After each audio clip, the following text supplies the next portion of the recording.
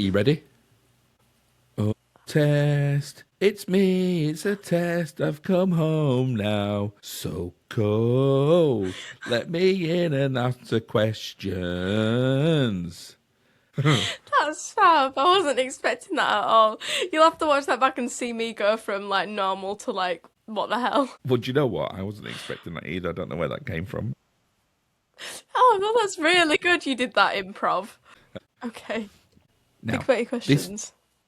this test, I'm We going should to do like we should rename the characters. no. What I'm going to do is I'm going to describe a character from the Wuthering Heights book, and you have to identify Ooh. and name them from the film. Okay? Okay. Yeah. Okay. So we'll call this name this character, Yes.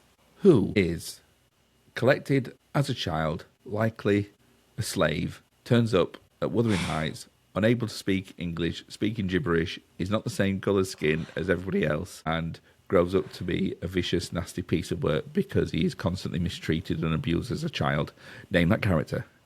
You could arguably have gone Nelly in the first half of that from the film, but I know from what you've told me that it's Heathcliff because it says him and the abuse that I can, yeah, Heathcliff.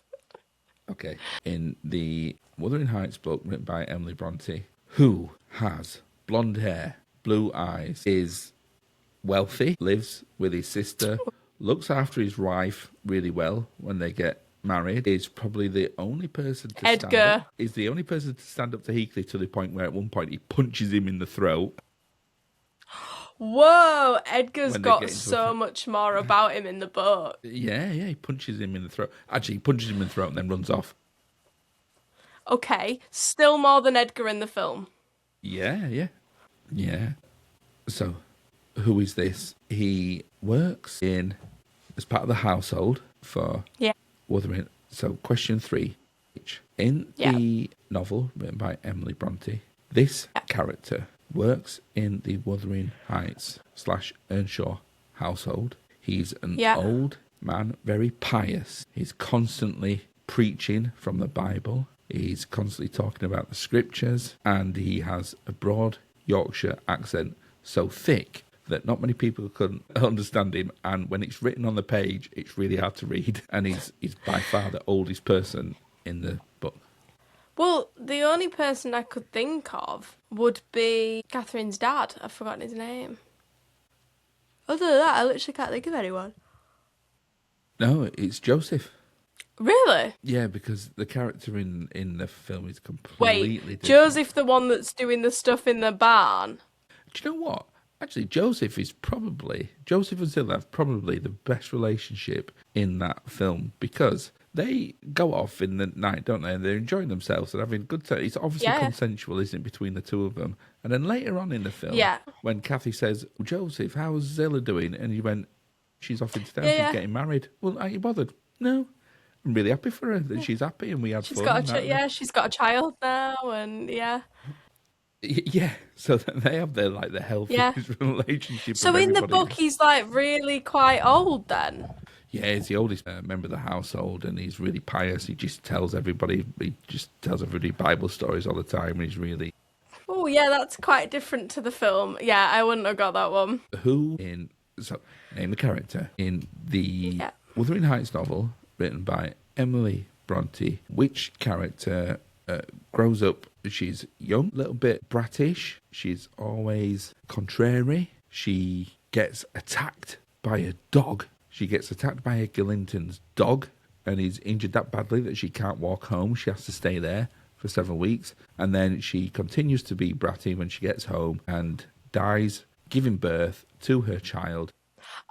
Okay. Well, when you said has to stay in recovery for like 6 weeks after being bit by the dog, I thought this has got to be Kathy, but I wanted more context. Yeah.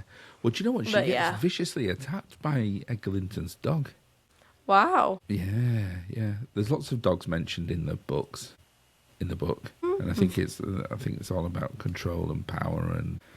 Yeah. Anyway, question 5: what snack did I eat whilst watching Wuthering Heights? So, when did you watch this film? Well, I've watched it a couple of times, but there was one time where I had a snack. Well, I had my tea, watching it, and actually, this was part of my tea. It was a snack that I had before my tea, and it was a snack that, as I was eating, Ferdinand the dog went absolutely nuts for it, and he loved it. We shared it. Marzipan. No. Oh. Do you know what, H? You're not gonna get it. You won't believe it. And it's about as Yorkshire as you can get. Go on. I'll give you a clue. I got it from a chippy. What? Chip butty? A mushy pea fritter. Ooh, that sounds Ferdinand went nuts for it, and we shared it. It was really mushy pea fritter. It's great. I had it before I had my tea. That does sound nice. They are good. Which you don't get them in Yorkshire, do you? Is that a Nottingham thing, mushy pea fritters? No.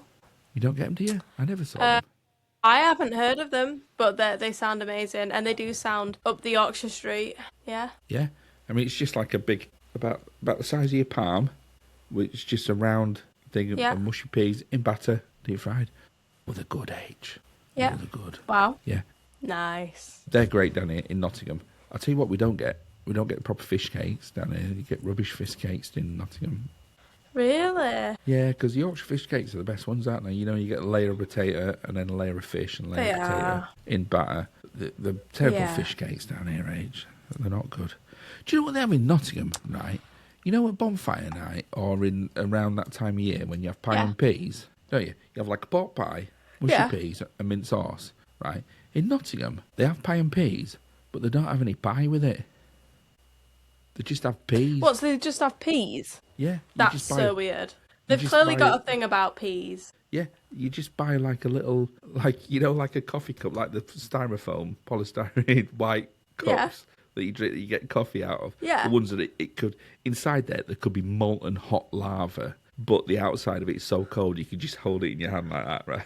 One of those. Yeah. Full of mushy peas. With a spoon, that's it. That's crazy.